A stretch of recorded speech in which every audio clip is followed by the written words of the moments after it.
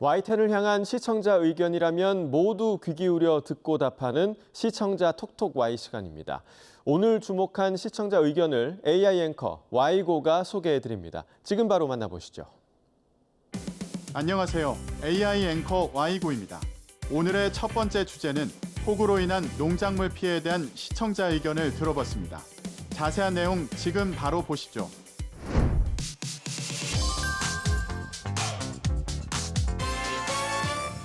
최근 내린 폭우에 수박 주산지인 충남 부여에서 농작물 피해가 컸습니다. 폭우로 인해 농작물 피해가 발생하면서 이로 인한 출하량 등 상황을 살펴본 보도가 있었습니다. 피해 현장에서는 복구 작업이 이루어지고 있지만 폭염 탓에 좀처럼 속도를 내지 못하고 있습니다. 한낮에 비닐하우스 내부는 숨을 쉬기 어려울 정도로 뜨거운 열기로 가득하기 때문입니다. 여기에 제철 과일 수요까지 겹치면서 수박 가격은 지난주 집중호우 이후 급등했습니다. 평균 소매 가격이 수박 한 통당 3만 원대로 지난해 같은 기간과 비교했을 때 20% 넘게 올랐습니다. 농작물 피해로 농민의 소득은 줄고 농작물 가격은 높아져 소비자의 부담이 커질 수 있다는 점을 짚어준 보도였는데요. 최근 폭우로 충남 부여의 농작물 피해가 크다는 소식을 전했는데 농림축산식품부의 높은 가격에 대한 전망 외에도 지원책에 대한 정보도 제공해줬으면 좋겠다는 시청자 의견이 있었습니다. 시청자 톡톡아이에서 폭우로 인한 농작물 피해에 대한 정부 지원책에 대해 알아봤습니다. 최근 이어진 폭우에 정부는 피해 규모를 집계하고 품목별 피해 양상을 파악해 수급에 미치는 영향을 최소화한다는 방침을 전했습니다. 농림축산식품부는 지자체, 농협, 자조금단체 등을 통해 침수 피해 등의 신속한 퇴수 조치, 침수 부위 세척 및 방제, 약제 살포 등을 지시했고 가격이 상승한 품목은 할인 지원을 통해 소비자 부담을 완화할 계획이라고 하는데요. 모종을 기르는 단계에서 피해를 입은 딸기는 9월 밭에 심는 때를 대비해 피해가 없는 지역에서 모종을 확보할 수 있도록 지원 방안을 마련할 계획입니다. 충남 예산과 아산 지역 등이 주산지인 쪽파는 침수 지역 퇴소가 이루어지면 수확이 가능하지만 수확 작업 여건이 나빠져 당분간 공급량 감소가 이어질 것으로 전망되는데요. 다만 김장용 쪽파는 8월에 파종하므로 김장철 수급에는 큰 영향이 없을 것으로 전망된다고 합니다.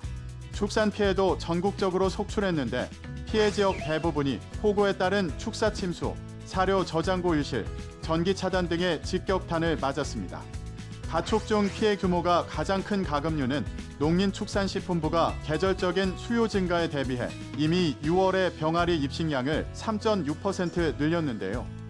육룡계, 즉 고기용 닭을 생산하기 위한 시닭인 육룡종계는 생산 가능 기한인 생산 주령을 64주령에서 제한 없음으로 연장해둔 덕분에 가금류 피해로 인한 수급 영향은 매우 제한적일 것으로 전망했습니다. 다음으로 시청자 톡톡아의 두 번째 주제는 생활해양 예보지수에 대한 시청자 의견을 들어봤습니다.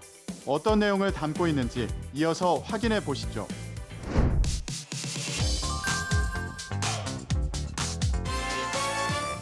제주에서는 최근 이틀 사이 물놀이객 3명이 숨지는 등 무더운 날씨에 물놀이하는 사람들이 늘어나면서 물놀이 사고도 잇따라 발생하고 있다는 소식을 전한 리포트가 있었습니다.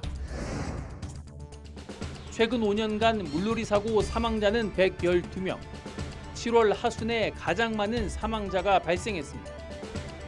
구명조끼 미착용 등 안전 부주의가 주요 원인이었고 수영 미숙도 많은 사고로 이어졌습니다. 사고 예방을 위해서는 안전요원이 있는 장소를 이용하고 구명조끼 착용과 준비 운동은 필수입니다. 물놀이 사고가 많이 발생하는 시기와 사고 원인 등을 짚고 안전수칙 등을 강조한 보도였는데요. 전국 곳곳에서 물놀이 사고가 잇따르고 있다고 전했는데 내용 중 언급한 생활해양 예보지수가 생소한 용어라 해당 지수의 기능이나 역할 등을 소개해 주목도를 높였다면 효과적이었겠다는 시청자 의견이 있었습니다. 시청자 톡톡아에서 생활해양 예보지수에 대해 자세히 알아봅니다. 해양수산부 국립해양조사원은 많은 국민들이 찾는 바다를 안전하게 즐길 수 있도록 바다 상태를 쉽게 확인할 수 있는 생활해양 예보지수 서비스를 지난 2015년부터 제공하고 있습니다. 국립해양조사원 누리집과 해양예보 방송 유튜브 채널 안전의 애플리케이션을 통해 서비스 중인데요. 생활해양 예보지수는 해양과 기상 예측 정보인 수온, 물때, 파고, 바람 등을 종합적으로 분석해 바다낚시 지수, 해수욕 지수, 서핑, 스킨스쿠버 등 총 8종의 해양활동 가능 정도를 매우 좋음부터 매우 나쁨까지 5단계로 나눠 알려주는 서비스입니다. 국립해양조사원은 생활해양예보 기간을 7일로 확대해 한 주간의 해양활동 가능 정도를 미리 확인할 수 있도록 했는데요. 1일에서 3일간의 단기예보와 4일에서 7일간의 중기예보로 구분해 각각 오전과 오후 1단위로 매일 예보를 갱신해 안내합니다. 생활해양 예보지수 가운데 해수욕 지수는 전국 50개 해수욕장을 대상으로 번역별 및 해수욕장별 정보를 알려주는데요.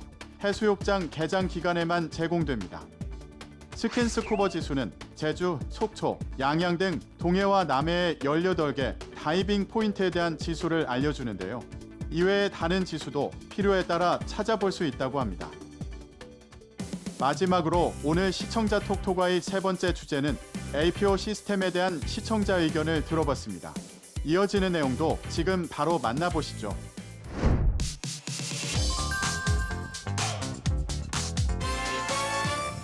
함께 사는 여성을 살해한 혐의를 받는 60대 중국 국적 남성에 대한 구속 여부가 이르면 오늘 결정됩니다. 동거녀를 살해한 사건이 발생하면서 관련해 관계성 범죄에 대한 대책 마련이 시급함을 알린 보도가 있었습니다. 취재기자 연결해 지난달 26일 경기 의정부시에서 발생한 살인사건 피해자가 가해자로부터 스토킹을 당해온 사실이 YTN 보도를 통해 알려졌습니다. 피해 여성은 3차례에 걸쳐 경찰에 피해를 신고했고 스마트워치까지 받았지만 끝내 살해됐습니다. 이후로도 불과 일주일 사이 대전과 울산, 서울 구로 등에서 스토킹과 교제살인, 살인 미수 사건이 잇따랐고 관계 당국은 대책 마련에 나섰습니다. 사건에 대한 자세한 내용을 기자의 브리핑으로 알 수 있었고 대책을 마련하고 있는 상황을 전했는데요. 서울에서 남성이 동거 여성을 살해한 혐의에 대해 보도했는데 이번 사건의 배경으로 APO 시스템 등록 누락이 꼽혔는데 관련해 APO 시스템의 구체적인 역할 등을 덧붙여줬으면 좋겠다는 시청자 의견이 있었습니다. 자세한 내용을 보충하기 위해 시청자 톡톡아이에서 APO 시스템에 대해 자세히 알아봅니다. APO 시스템이란 일일이 신고 가운데 가정폭력, 데이트폭력, 스토킹 등의 내용을 분류해 관리하는 프로그램입니다. APO는 안티 어뷰스 폴리스 오피서로 학대 예방 경찰관을 뜻하는데요.